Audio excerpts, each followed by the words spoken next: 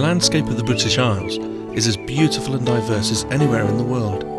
The colours of its seasons and the variety of its wildlife combine to make a unique land where every mile you travel, a different scene unfolds.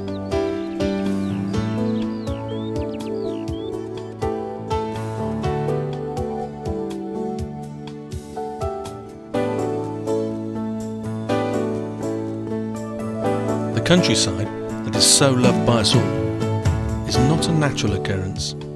Its look, its shape and sounds have all been formed over thousands of years by people working the land.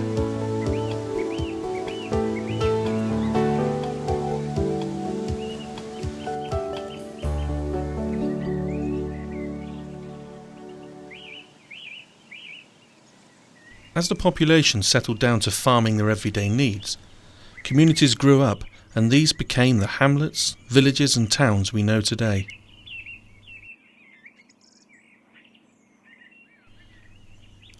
Those that were not farmers discovered other skills that were to benefit the food producers and the rest of the community alike. These skills were much in demand and the craftsmen were highly regarded amongst the villagers.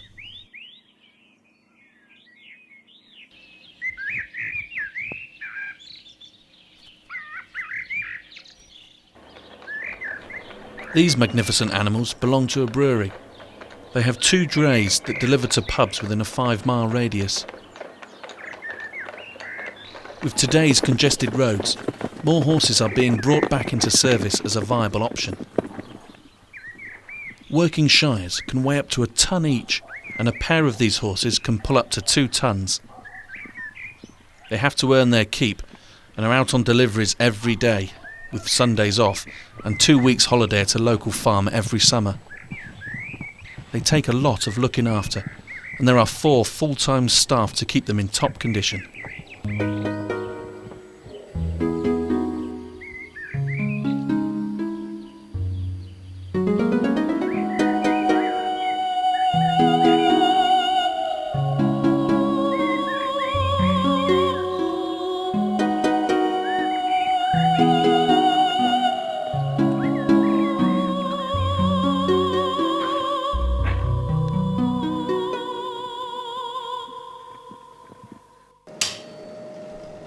Big horses, of course, need big shoes, and the skill of making them is still left to the experts.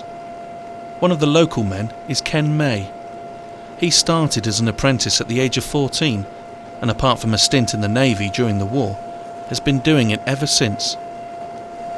The decline in the use of horses after the war saw a lot of farriers go out of business, but Ken managed to keep going. These days, there are less farriers that can make a shoe from scratch. As Ken is one of the old school, we can watch him to see how it's done. After cutting a length of bar and heating it in the centre, the first job is to bend it into the familiar shape.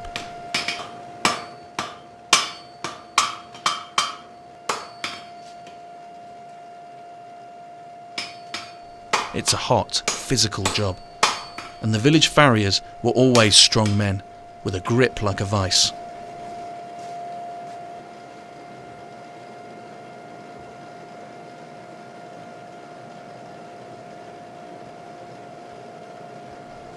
Two shoes are made at the same time, so when Ken is working on one, the other is heating up.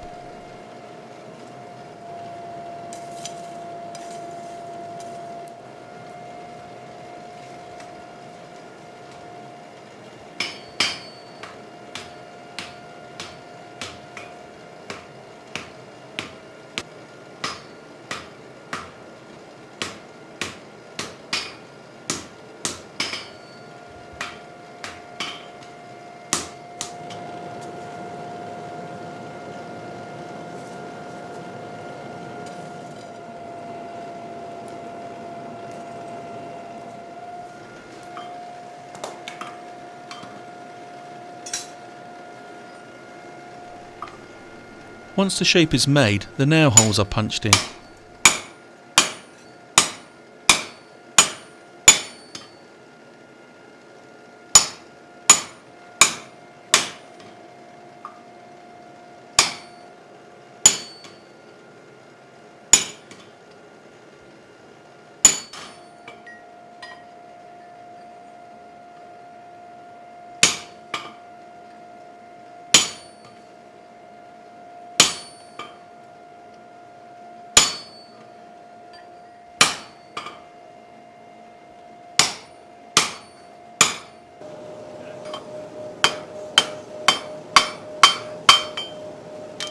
When this is done, the lump is then formed. This stops the hoof from sliding on the shoe.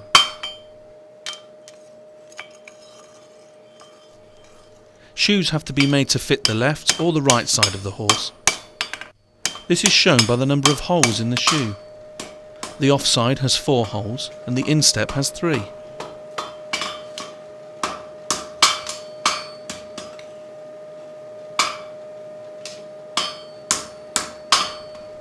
It takes a skilled man about an hour to make a pair.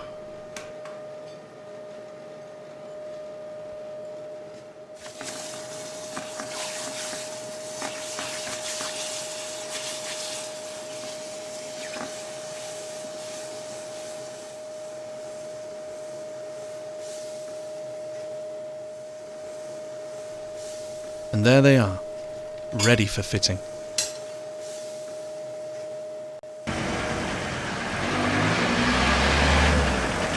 Once the shoes are made, they then have to be fitted.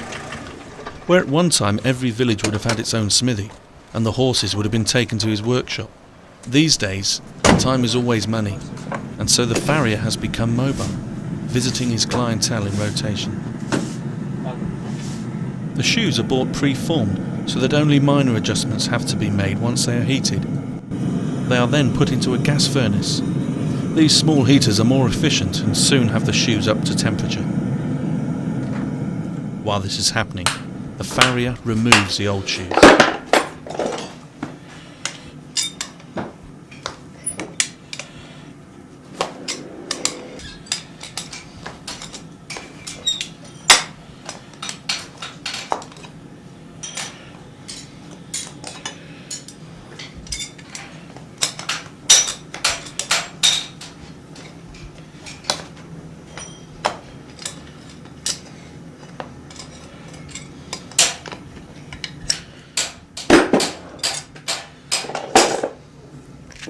Outside, the apprentice gets the shoes ready for when the farrier needs them. This includes punching in the hole ready to take the hard tungsten stud.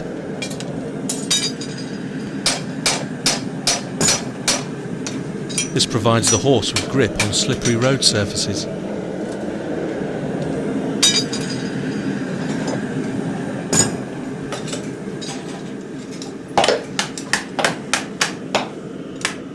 Once the shoe is off, the horse's feet must be trimmed. This is very much like having your nails cut, and the horse feels nothing.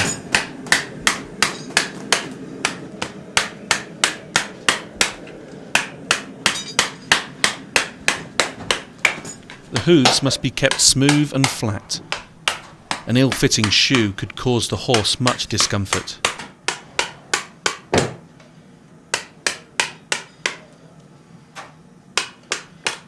It is during this process that you really need to be sure of your skills. One mistake here and you could find yourself being too close to a twitchy 1-ton horse.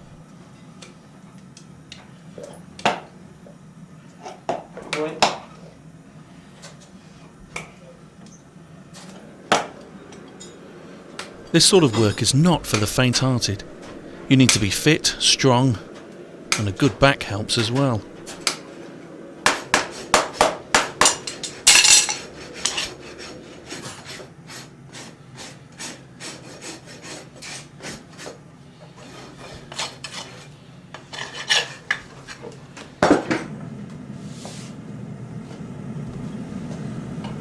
Once the foot has been prepared, it's time to fit the shoe.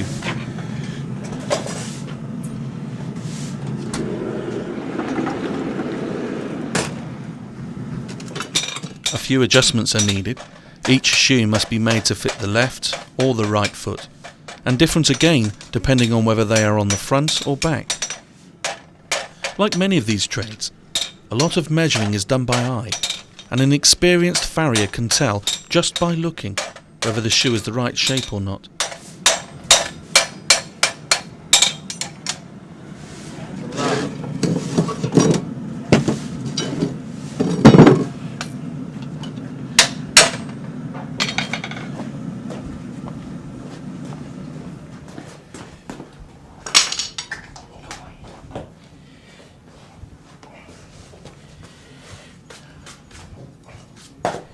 hot shoe is placed onto the hoof and allowed to burn for a short time. The burn marks tell the farrier where the high spots are and how much needs to be trimmed off.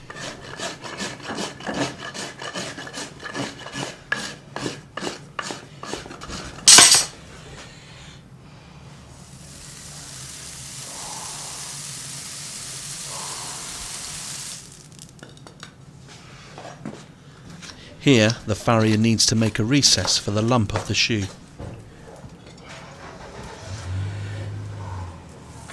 The hot shoe is placed on the hoof once again and allowed to burn longer. The remaining high spots are then trimmed off.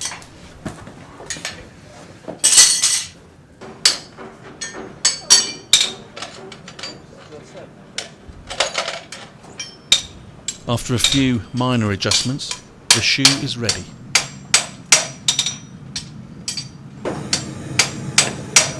Not much is wasted.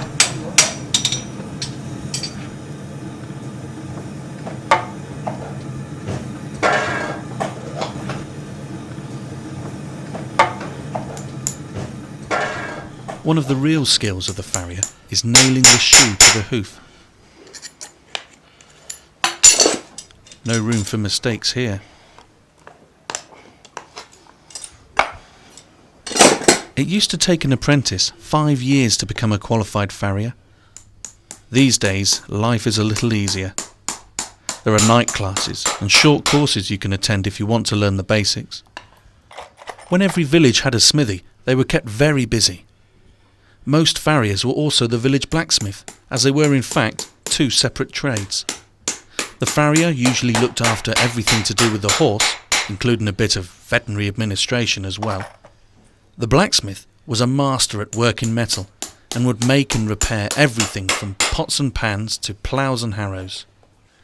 When mass production came in, the old trades couldn't compete on price or speed, and so the decline in these trades was probably unavoidable. However, in the last 15 years, more people are training to become farriers as the popularity of horses has increased. Once the shoe is nailed on, the end of the nails are bent over and filed smooth.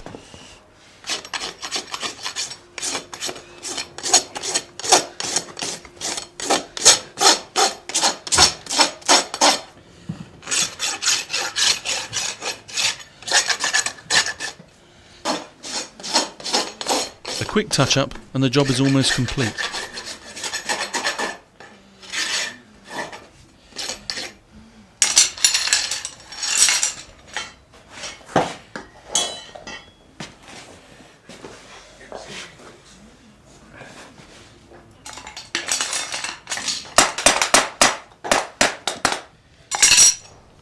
Just smooth the edges so the horse doesn't catch on anything, and you have a good set of shoes that will last a month or so.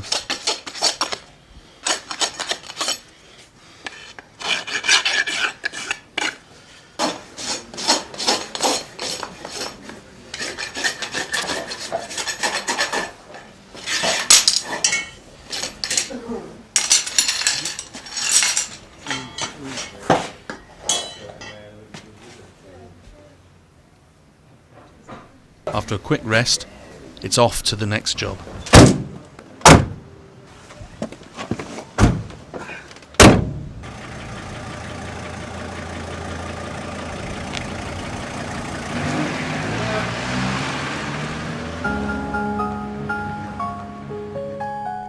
Throughout the British Isles, you will find land that is cultivated in a more eco-friendly manner than you might have done, say, 5 years ago. Farming in this way brings the meadows to life. This in turn increases the insect life, which attracts all sorts of birds and animals. The knock-on effect can be tremendous. Farming need not always be at odds with nature, and without people working the land, this country would not look as beautiful as it does. Some farmers realised that thatching was making a comeback. This farm got into this market very early on and now supplies local thatchers with their raw material. Thatching straw can only be harvested by using old methods. This binder is over 60 years old and still going strong. The machinery is driven by a large single wheel.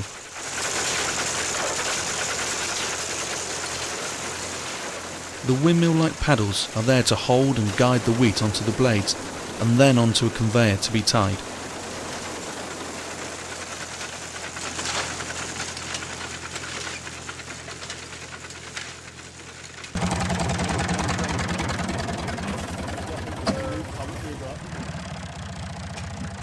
Farming was always labour-intensive, but as agriculture modernised, many people were put out of work.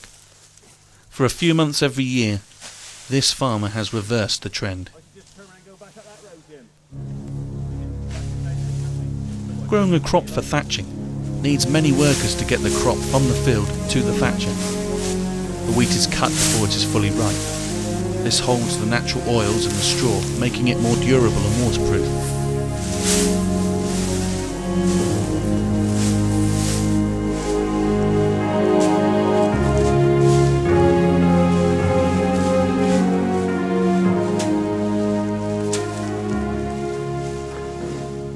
It's a long process, and on a hot summer's evening presents a postcard scene that is not often witnessed in modern Britain.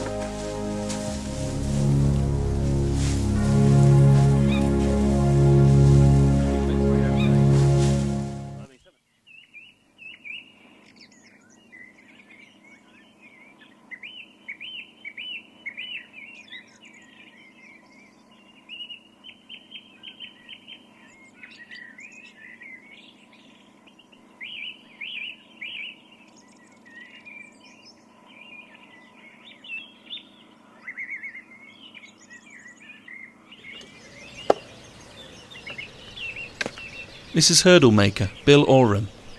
I went along to meet him on a fine spring morning. I started by asking him what it takes to make a hurdle. Well, you start with a mould, which is basically a nice big lump of wood.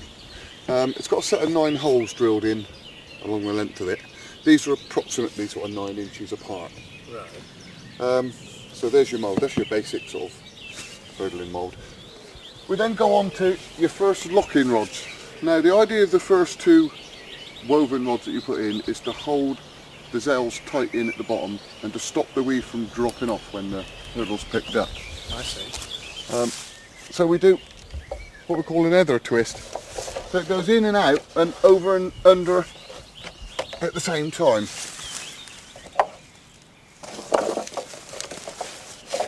Like so. And see that's gone under. That one goes over. And so on and so forth all the way along till we get to the other end. And this looks quite a high hurdle. Would hurdles normally have been 3 foot, or what height you worked in? I guess it would depend on how good your sheep were at jumping.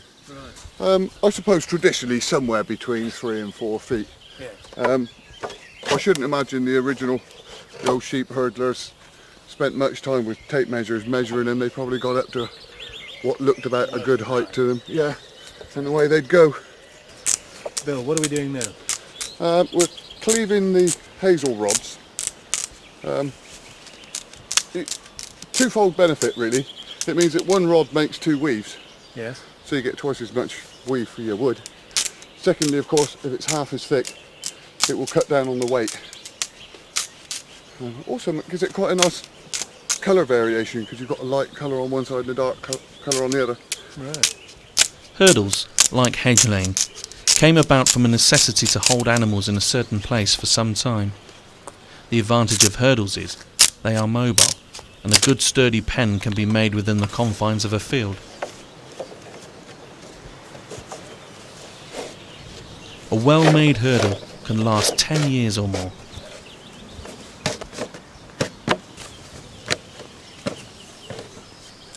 Hazel is the best wood to use because it grows straight, splits easily, and when twisted does not break. Instead, the fibres of the wood bind together, enabling the hazel to be turned back on itself, effectively acting like a rope, holding the uprights together. Hurdlers would buy 5 acres of hazel within a wood from the landowner.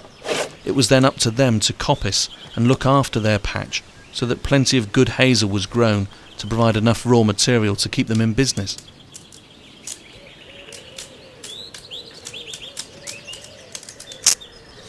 quality woodland was in great demand, not only by other hurdle makers, but by charcoal burners, bodgers and shingle cutters as well.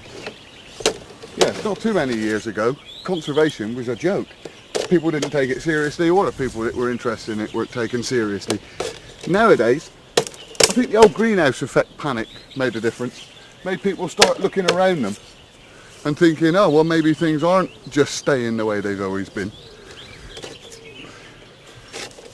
And nowadays, people look at conservation a lot more seriously. And they're beginning to understand that if we don't look after what we've got, it's not going to be here. Apart from the hurdles, we also make a variety of rose arches, garden seats, trellis screens and things like that for people's gardens. Hazels, it's a nice medium to make a frame to grow a nice plant up. If you're going to grow wisteria and things like this and you want them to climb, they just look more natural on a hazel pole. If you can keep somewhere around 350 stools per acre, that gives you approximately the correct density to make your stools grow straight up, and they're looking for the light. If you've got too many gaps between your stools, then your rods will tend to grow outwards and upwards and they'll have bends in them. Grow them too close and of course they shade each other out and you lose half your stuff in rotten wood.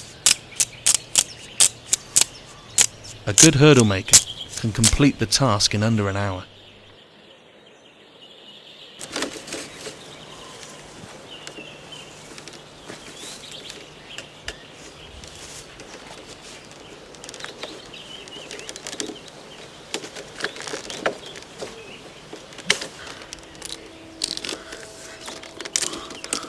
Now, in order to get your wood to twist, you pull it this way against your end zail, and that puts a certain amount of pressure there. As you pull it around this way, just a little, you then grip your rod and twist away from you. And you'll see that it will twist like a rope. There it goes. Now, that allows it to twist around there, nice and tightly, comes down on the top of that stumpy rod, and in. Over. Wind that one in. There. Tap that down tight.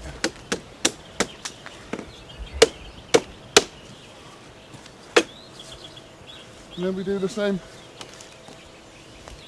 at this end.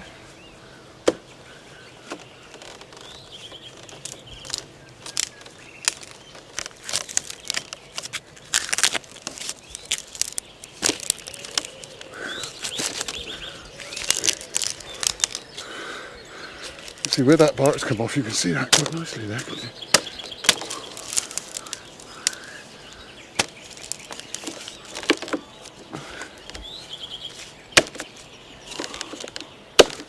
Okay.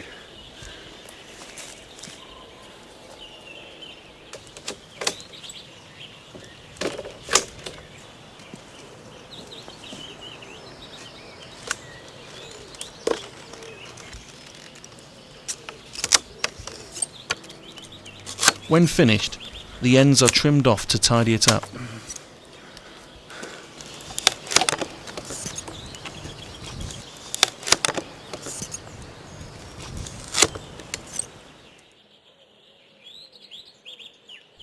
And there you have it, a beautifully made hurdle that will last many years.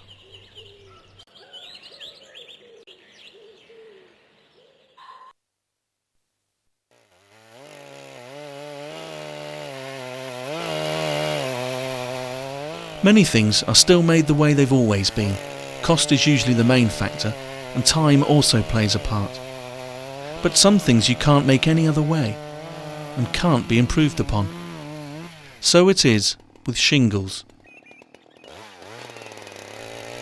Shingles are pieces of oak that are cut a special way and used as you would a roof tile.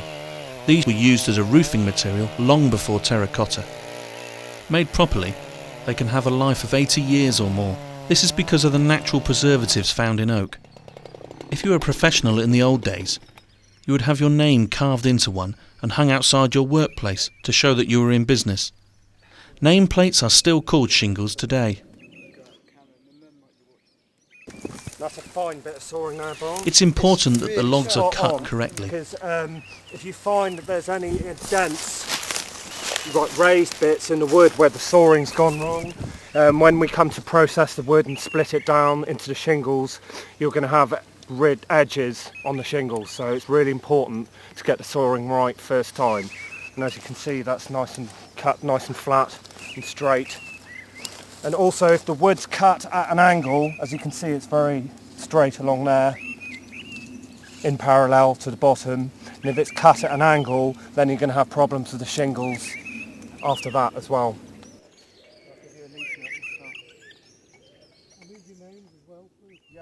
Once cut, the logs are then split with a wedge.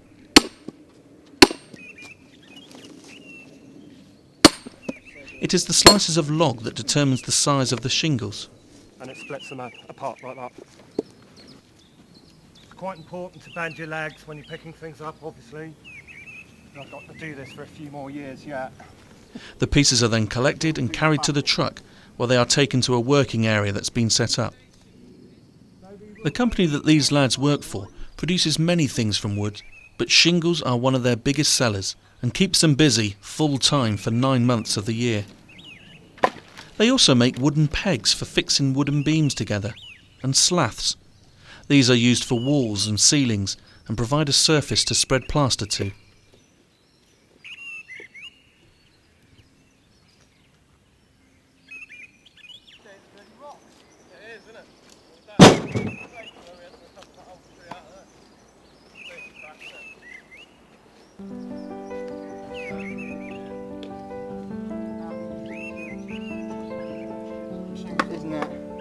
The cutting blade is called a froe and is used to take slices off the wedge of wood.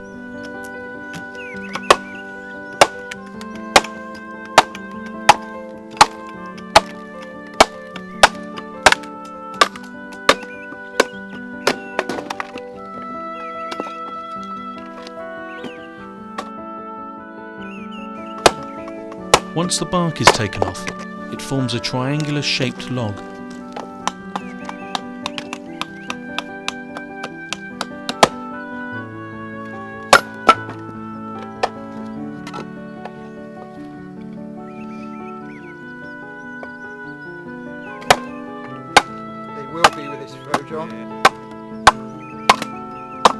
Already you can see the rough shape of the tile as the blade cuts down the grain.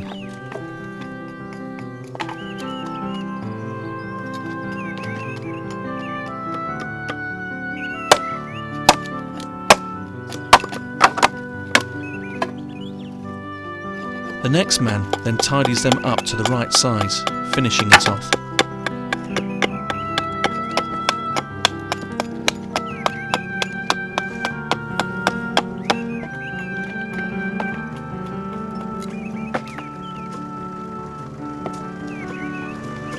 Very little wood is wasted. Here, beam pegs are being made.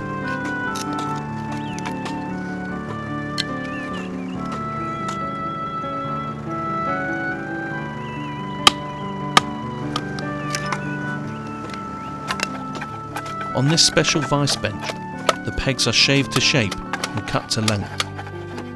These will then become the nails that fix wooden house beams together.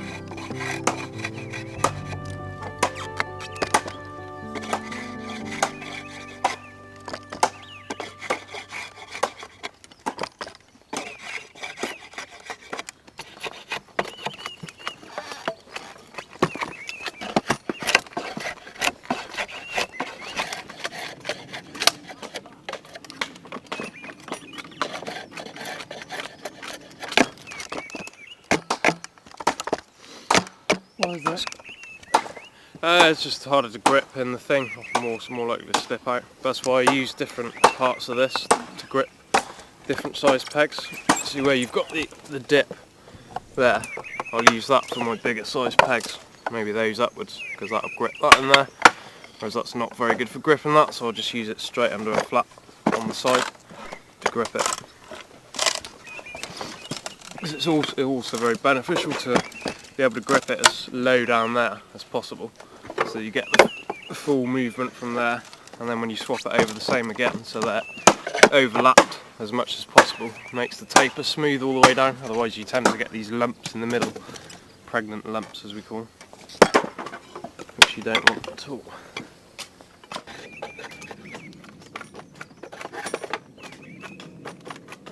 Once finished, everything is tied into nice neat bundles, ready for sale.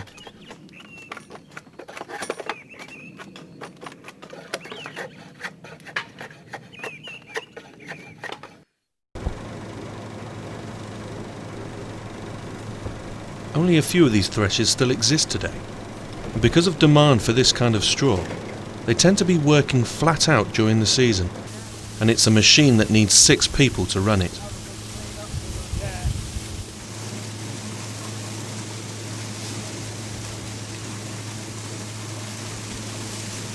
As the sheaves are passed from the barn, the binding string is cut, the wheat is then teased out and fed into the machine for threshing.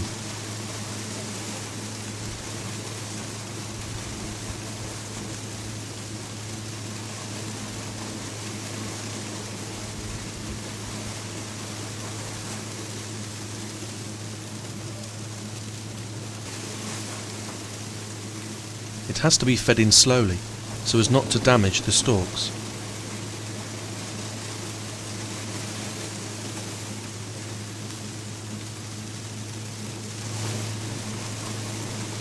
The husk is blown out along a pipe into a trailer and is of little use.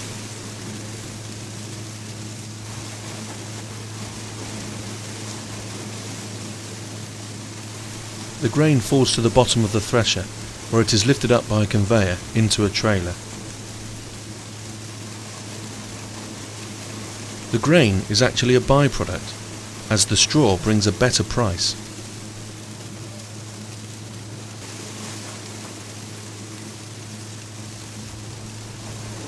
A big drive belt from a tractor powers the whole thing. It would of course had been originally driven by a steam traction engine. The great thing about these machines is that you can see a lot of the moving parts, so you have to watch yourself.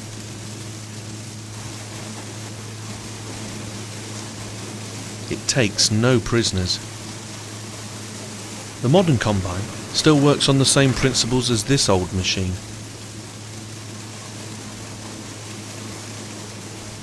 The good and the bad straw come out the back of the thresher. The short and broken stuff is gathered up and fed into a baler.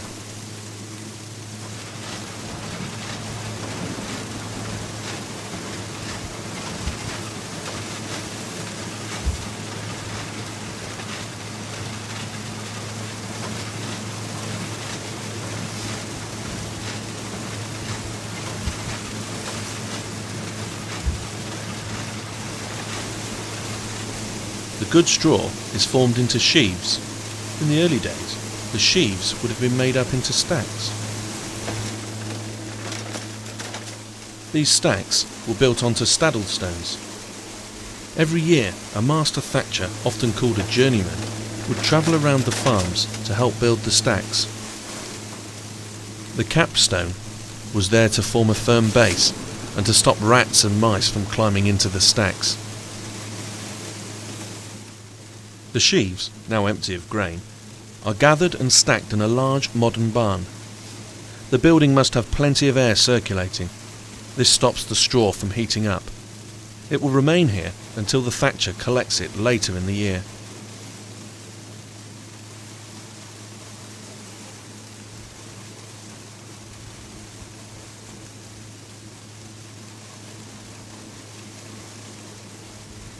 Because of the way it is stored today, mice can be a problem.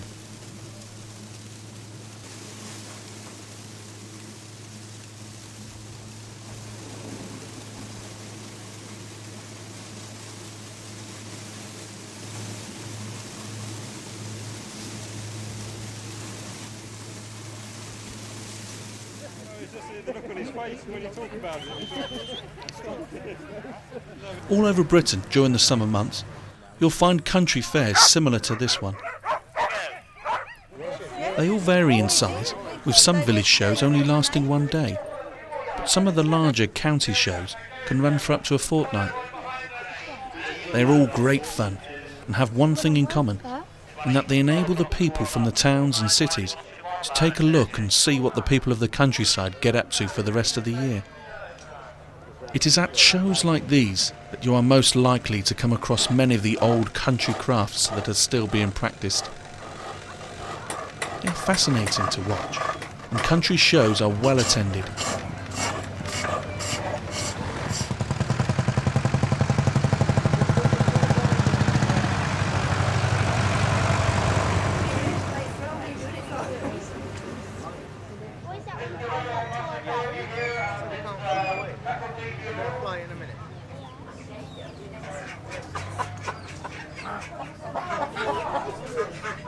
The livestock are a big attraction, and many of the rare farm stock you see at such shows owe their continued existence to the people who take great pride in breeding these old and rare animals.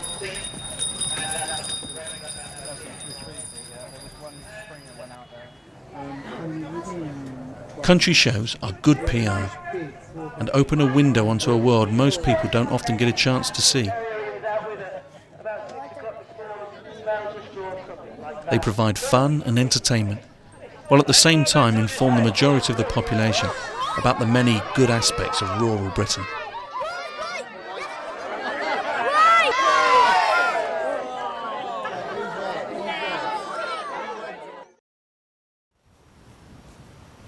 This is the beautiful River Wylye. It's one of the many rivers Dave Stone visits at this time of year. His helpers are all volunteers and are here to ring the local swan population. While my colleagues finish putting the pen up, I'm going down with one helper, and we'll be driving the swans upriver. Later on you'll see them come round the bend here and hopefully straight into the pen. To start with, get them to go up to the other side. They're all coming up from down the bottom, upriver.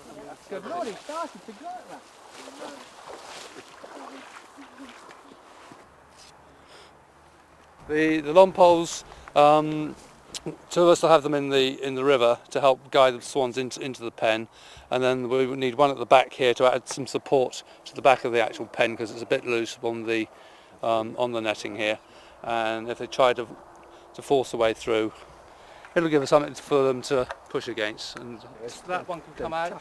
They're all coming up from down the bottom, upriver from over here. Two of us will be over in the river, just up there with poles. That'll be Robert and myself. If everyone else could, or two others could go in the bushes over here, and then as the swans come up, make sure they don't try and land on the beach here, but keep into the river and go into the opening there. So they'll have to come in behind them. Then when they're sort of just beyond the net, we'll come forward and try and push them all in.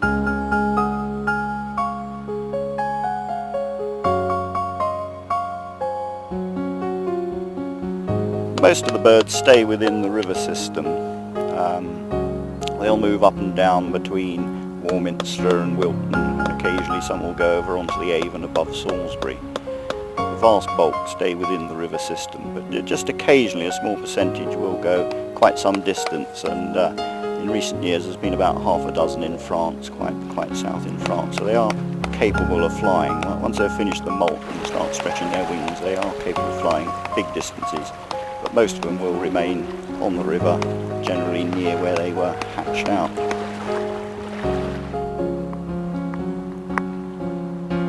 The swans have been driven along the river and they're just coming in now to the pen which we've erected.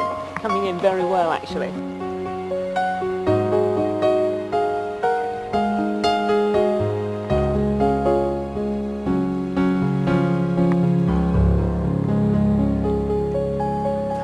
Once the birds are in the pen, we're checking the ring numbers of the birds that are already ringed and are putting rings on the birds that don't currently have rings. Most of those will be young birds of last year. Most of the older birds and breeding birds have already got rings on in this area. So from the rings, for the rest of the year, we're able to read the ring numbers without having to catch the birds. The roundup went very well. Since I've been doing this since 1974, they never seem to get the hang of what's going on. They keep coming back year after year. They have these traditional areas where they molt. They were being completely flightless. They're at risk from foxes and so on, and they tend to pick an area where they're going to be fairly safe. Obviously, because they can't fly to move to fresh food sources, so they have to come to an area of the river where there's plenty of weed in the river. But unfortunately, as the season progresses, they gradually eat the weed, which annoys the fishermen. As they eat the weed, the water level drops, which isn't so good for the fishing or for the general ecology of the river. So although they're beautiful birds, they do cause these sort of ecological problems, particularly when they're in high numbers. How do you do it?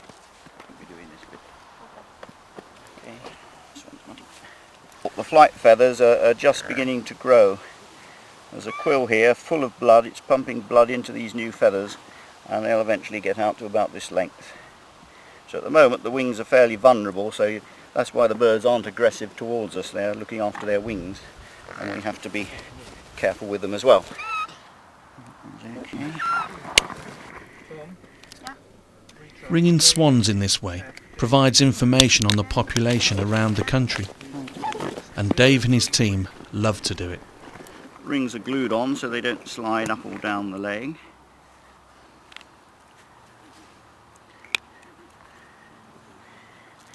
We just temporarily hold it with some biodegradable sticky plastic. The metal ring, Tom, is U1424. This has a serial number on. Again, each ring is different. There is also the address of the British Museum, London Southwest 7 on it, so that if people find a bird dead, then they do report it, and being such an obvious bird, large numbers do get reported.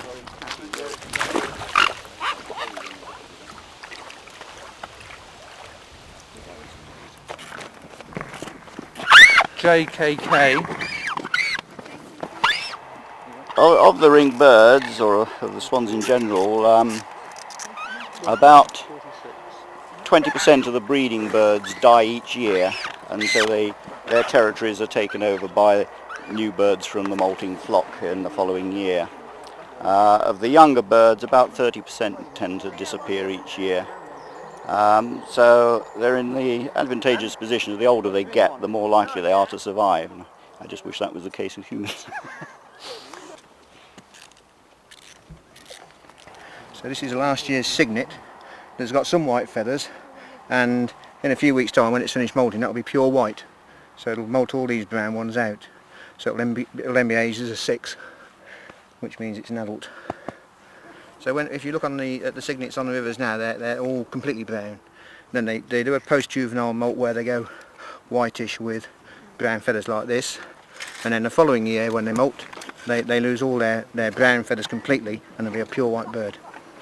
When they used to breed the swans at places like Abbotsbury, and when they used to be sort of eaten at banquets, they used to sort of breed them. They used to kill the juveniles to eat, and the old ones kept as breeding stock. The youngsters, of course, being a bit juicier than the old boots of the adults.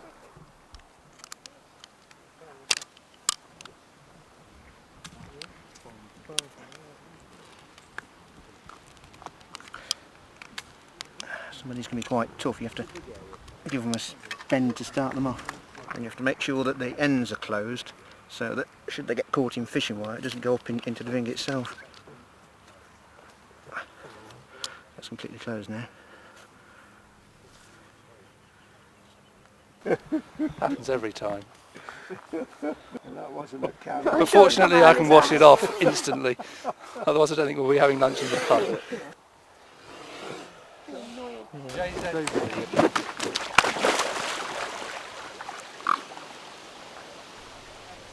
I can think of worse ways to spend a summer's day. Okay, well done chaps, that was 23 birds, 100% success there. Off to the next group, if you don't want lunch first.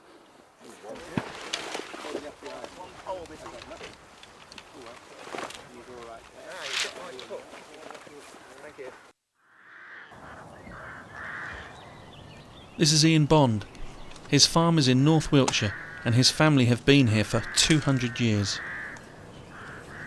Ian always lays his own hedges whenever he can find the time, and it is a skill that was taught to him by his father.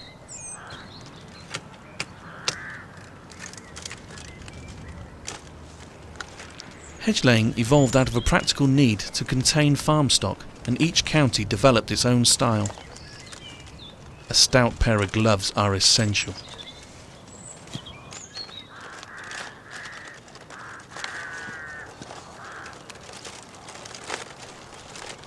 After trimming all the branches that are considered unsuitable, the ones that are going to be woven into the hedge need to be bent into position. This is done by cutting the branches only halfway through using the billhook, the traditional tool used for hedging. The tool got its name simply because it is shaped like a bird's bill. The majority of hedges in Britain are made up of hawthorn and blackthorn, and without gloves you just couldn't do the job. Because the branches are cut only part way through, they remain alive and so will continue to grow, making the hedge into a strong, living barrier. Although not as common as it once was, hedge laying is enjoying a resurgence in popularity. With a bit of care and maintenance, a well-laid hedge is durable and will hold all but the most determined of livestock.